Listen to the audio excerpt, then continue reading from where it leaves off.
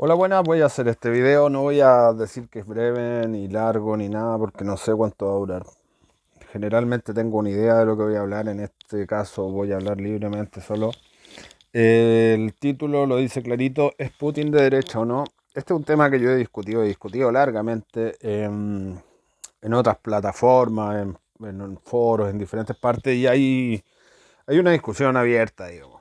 Hay gente que dice sí, es de derecha Putin porque es conservador, digamos, ortodoxo, a diferencia de la Unión Soviética, que era un régimen ateo y ateo militante, ni siquiera agnóstico, era ateo, estaba en contra de la religión, etcétera, por seguir los preceptos de Marx.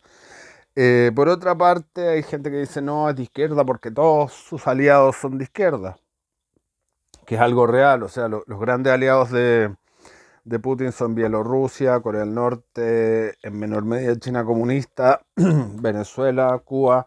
Esos son los aliados, digamos, de Putin a nivel mundial. Irán, que podríamos considerar también un régimen de izquierda, entre comillas, aunque una izquierda bien particular, musulmana, muy creyente, etcétera. Entonces la pregunta ¿es de derecha, es de izquierda, se sale del molde, es tercera posición? Yo algunas veces he dicho que lo que más se le parece es el fascismo, o sea, el fascismo verdadero, no el meme de lo que se dice fascista, que actualmente se le dice fascista a la gente de derecha, que tiene poco que ver con la realidad histórica de lo que fue en su momento el movimiento social fascista italiano. Así que si llegamos a conclusiones así simples va a ser difícil, weón. Porque sí calza con algunas cosas de derecha, por ejemplo, cobra pocos impuestos dentro de su gobierno, digamos, tiene un sistema tributario más parecido a lo que podría ser neoliberal, incluso en cierta medida libertario. Tiene el flat tax, que es una cosa que siempre han buscado los neoliberales, incluso en la época de Pinochet acá no lo pudieron establecer por distintas cosas, pero que es como el ideal de la escuela de Chicago y otras cosas, digamos, relativamente bajo de impuestos internos, etcétera. Y pero por otro lado tiene el sostén de su economía más que los impuestos es una empresa estatal que es Gazprom, que creo que es mixta, pero es muy mayoritariamente el estado del fisco ruso. Así que en ese sentido podemos decir que es un híbrido, una cosa. Claro, también, ojo, que muchas veces los rusos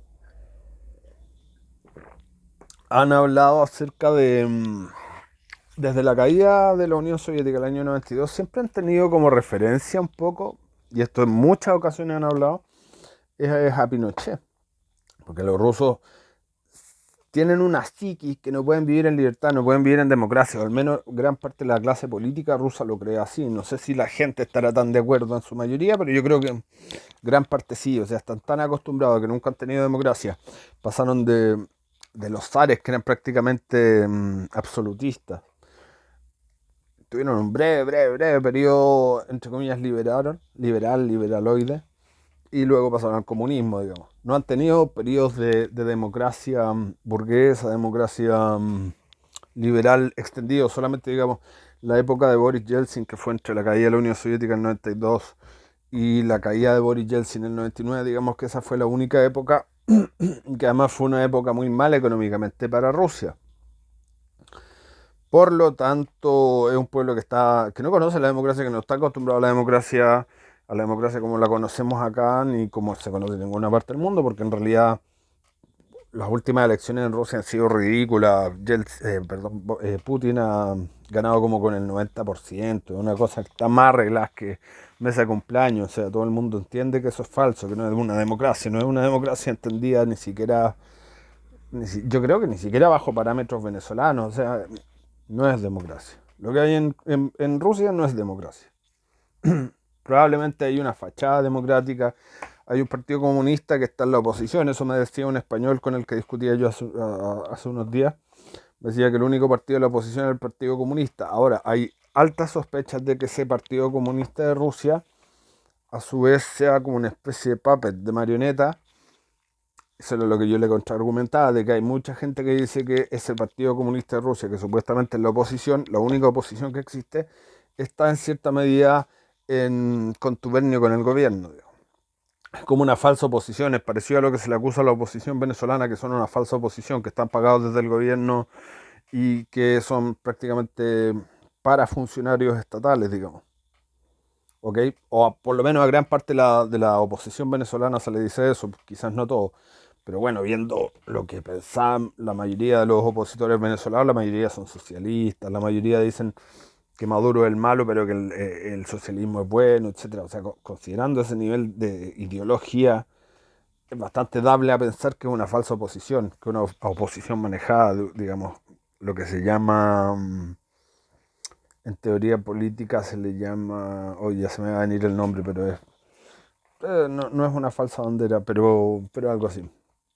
Entonces, llegamos a la conclusión de que es una democracia de mentira, o sea, eso está claro, es un régimen autoritario, no vamos a decir totalitario todavía, pero casi, y está, digamos, en mi idea, está más cerca del fascismo que de cualquier otra cosa. Ahora, si vamos a definir fascismo como derecha, estaríamos equivocadísimos, como izquierda tampoco está muy realmente claro. Entonces es una cosa como intermedia, un híbrido, algo así. Esa es la respuesta, digamos. Ahora, como muchas veces he repetido acá y he repetido por escrito en otros lados, la geopolítica es una cosa y la política es otra cosa. La política local, interna, fiscal, es más de derecha, yo diría. También en términos valóricos, es en cierta medida conservador, pero con natalidad, digamos que eso son cosas muy típicamente de derecha, de cualquier tipo de derecha, nacionalista, etcétera. Y por otro lado, sus aliados internacionales y su política exterior, digamos, el planteamiento geopolítico y no el político. El geopolítico que tiene Putin es absolutamente pro restablecimiento digamos, del poderío de la Unión Soviética y de los aliados históricos de la Unión Soviética, de tener excelentes relaciones con Cuba, directas relaciones, digamos, con Venezuela, que no estaba en la época de la Unión Soviética, pero que sí si hubiese estado en la misma época, obviamente hubiera sido el bloque soviético. Así que del Pacto de Varsovia, ¿no es cierto? ¿Cómo se llamaba esto? El Comité Internacional del Partido Comunista, y que era el bloque soviético, ¿no es cierto? Que ojo, que China no estaba en ese bloque. Porque China, ya desde la época de la Unión Soviética, creo que desde el año 61-62, China crea su propia internacional comunista, prácticamente solos, pero después se incluye Camboya y creo que Albania, que eran otros dos países comunistas disidentes de la Unión Soviética. ¿Ok? Ese era como un cuarto bloque, vendría a ser. Tercer bloque en ese momento. Estaba el bloque capitalista.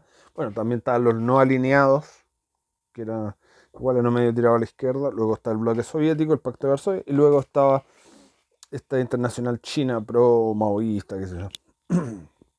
Habían cuatro grandes bloques.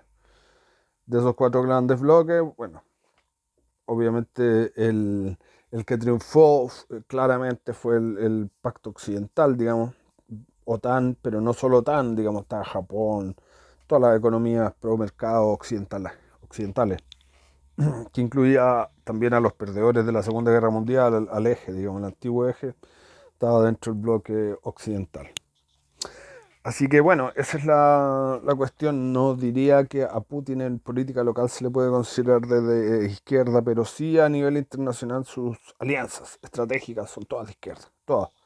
No hay ningún país que uno pudiera decir, este país es medio de derecha. Bolsonaro ha tenido una relación buena con Putin, eso no se puede negar. Bolsonaro es muy conservador, entonces por ese lado no han tenido mala relación y también Brasil está jugando de manera geopolítica. Brasil está viendo cómo moverse en ese sentido con los BRIC, digamos, que es un grupo que estaba medio muerto, que es Brasil, Rusia, India y China. Y los BRICS se han posicionado un poco de manera neutral en esta guerra, intentando también jugar un papel más relevante a nivel mundial. Ni Brasil ni India se han metido. Y China ha tenido una conducta zigzagueante. China en algunos momentos dio declaraciones como a favor de Ucrania, después a favor de Rusia, ha ido jugando ahí, digamos, es diplomacia de alto nivel que hay que interpretarla, digamos, hay que leer hasta las comas, todo muy entre líneas, porque lo que dicen los chinos tiene que ver con movimientos así muy leves, pero que todas van en el mismo sentido. Así que bueno, básicamente eso. Otra noticia relevante, Japón estaba empezando ahora una reclamación sobre las islas Sajalín, no, las islas Kuriles, el sur de las islas Kuriles que está hace mucho tiempo ocupado por Rusia. Japón está empezando a reclamarla. Japón, a diferencia de Alemania, de los países perdedores de la Segunda Guerra Mundial, no es un país que haya pedido mucho perdón, no es un país que se arrepiente de nada, es un país que sigue con ciertas políticas nacionalistas, cierto sentido nacionalista bastante fuerte, y que a diferencia de Alemania, también es un país que se está empezando a rearmar. Recordemos que desde el fin de la Segunda Guerra Mundial, Japón y Alemania fueron prácticamente protectorados de Estados Unidos, donde Estados Unidos puso un montón de armas, gente, pero para no repetir los errores de Versalles, ¿no es cierto?, del fin de la Primera Guerra Mundial, donde generaron pobreza en los países perdedores, digamos, les cargaron las culpas a ellos. En este caso, Estados Unidos no intervino para peor, sino que ayudó económicamente a estos países. Estos países progresaron enormemente, porque además son pueblos muy trabajadores, culturas muy ordenadas, muy productivas. Y en vez de cargarla contra las economías, la cargaron principalmente contra el poder militar. Entonces, tanto Alemania como Japón han estado desde 1945 prácticamente desarmados. Solo existen las fuerzas de autodefensa japonesas y sí existe un ejército alemán, pero que es muy pequeño en relación al poderío económico que tiene Alemania. Que eso, en cierta medida, es irresponsable. Alemania ha vivido un poco defendida por Estados Unidos y se han aprovechado también un poco de eso los alemanes porque tienen muy poco gasto militar y, y no se hacen responsables de su propia seguridad. Digamos, eso en el fondo los alemanes están jugando incluso con eso a favor, porque tienen menos gasto público, digamos, y pueden derivarlo a otras cosas, pero eso a su vez ha generado una sociedad que es extremadamente poco nacionalista y poco preocupada de sí misma, bueno, como pueblo, como todo. Eso es muy diferente en Japón. En Japón nunca han pedido perdón por lo que se hizo en la Segunda Guerra Mundial, entendiendo que era parte de la historia, que es parte del pasado, que no hay por qué, digamos, que no es que estén felices de eso, pero tampoco se van a hacer ellos responsables por lo que hicieron generaciones anteriores, que es una cosa histórica, etcétera. La visión en ambos casos, uno puede compartirla o no, digamos, son argumentos dentro de todo racionales. Por un lado, Alemania sí ha pedido muchas veces disculpas, perdón, etcétera, pero resulta que en la actual coyuntura política, geopolítica internacional, tanto Alemania como Japón van a ser actores súper importantes de aquí en el futuro para parar al imperialismo ruso y chino, digamos, porque ya se está estableciendo un bloque que es la mayoría de los ex países socios del Pacto de Varsovia, excepto Europa del Este. Europa del Este, como sabemos, es muy antirrusa, está muy de la mano con la OTAN. Y, y eso, y último, para romper un poco un mito progre, porque hay algunos gente nacionalista, conservadora, que están a favor de Rusia, porque dicen Europa está en una decadencia y Rusia la viene a regenerar. Yo diría primero que eso es una estupidez, porque Rusia, así como es conservadora para adentro, promueve todo lo progresista para afuera. Y eso lo utiliza como una táctica de guerra. Ya expliqué eso en otro video. Para los Putin lovers o para los Putin boys, ahí está, véanlo. Y es lo que hace Rusia. Rusia lo que hace es debilitar las estructuras de las sociedades de sus enemigos, entre comillas, pero países que ni siquiera son enemigos, sino que de sus posibles competidores estratégicos, mientras que adentro aplastan a las minorías, aumentan la cohesión, el nacionalismo, etcétera. Son hipernacionalistas y tienen un mensaje claramente conservador. Así que para la gente que apoya a Rusia desde un punto de vista conservador, yo le diría que no sean estúpidos, no sean ingenuos. Rusia quiere lo peor para ti. Básicamente eso. Y eso. ¿Qué era lo último que estaba diciendo? Ah, sí, otro argumento en contra del poder de Rusia en el exterior es que, bueno, están alineados con prácticamente puros grupos de izquierda. Y en España es increíble el poder que tienen los grupos de izquierda que están defendiendo hasta ahora a Putin. Se hacen un poco los tontos y en este último caso, en el caso de Ucrania, han intentado cargarle las culpas a Vox de que Vox son los socios y Vox nunca ha sido socio de Putin. Vox siempre se ha alineado con Polonia y Hungría, que son los países católicos, nacionalistas, entre comillas, conservadores, de derecha que son por naturaleza antirrusos. Siempre lo han sido, porque además vivieron bajo el yugo de la cortina de hierro soviética, entonces son países que tienen ya un trauma antirruso absoluto enorme. A diferencia de Serbia, por ejemplo, que es un país muy prorruso. Y eso sería un poco para redondear, digamos. Putin no es de derecha, no es de izquierda, tampoco es exactamente tercera posición, pero es lo que más se le parecería. Eh, Putin tiene puros aliados internacionales de izquierda, fomenta todas las ideas de izquierda en el exterior, las paga, la censura a RT y todo eso. Yo siempre he estado en contra de la censura. Este canal se llama Libertad de Expresión, siempre he estado a favor de la libertad de expresión, pero es muy hipócrita por parte de los prorrusos venir a pedir libertad de expresión cuando es un valor occidental y es un valor prácticamente, principalmente de Estados Unidos. Los rusos jamás han creído en la libertad de expresión, creen en el envenenamiento viral de Internet. Bueno. Pero ellos dentro de su país son lo más restrictivos con la información posible. Acaban de pasar una ley donde se prohíben las noticias falsas sobre el ejército ruso, pero ¿quién va a determinar que esas son noticias falsas? Ellos mismos. O sea, te pueden fusilar literalmente por dar una opinión en Rusia o una información que no esté validada por ellos. Pero aunque tengas pruebas, digamos, tendrías que ir a un juicio, etc. Escalar eso, y obviamente no existe la separación de poderes en Rusia. Entonces, lo que es ridículo, de hecho la CNN se tuvo que salir de Rusia por eso. Ahora hace pocos días, yo no es que esté a favor de la CNN, pero sí estoy a favor de la existencia de la CNN, no de lo que dicen. Incluso ustedes pueden revisar todos los videos que tengo para atrás, yo no edito nada de lo viejo, gracias a Dios nunca tengo que arrepentirme ni nada, o sea, tengo videos desde hace como 5 años, y creo que humildemente creo que nunca me he equivocado, por lo menos no le he errado tan fuerte. Y pueden ver que siempre he estado a favor de la libertad de expresión, incluso en la época del estallido social, cuando acá está infectado de noticias falsas, en parte provenientes de Rusia, en parte locales, en parte provenientes de Argentina, Venezuela, Cuba. Y aún así en esa época yo estaba en contra de la censura, digamos.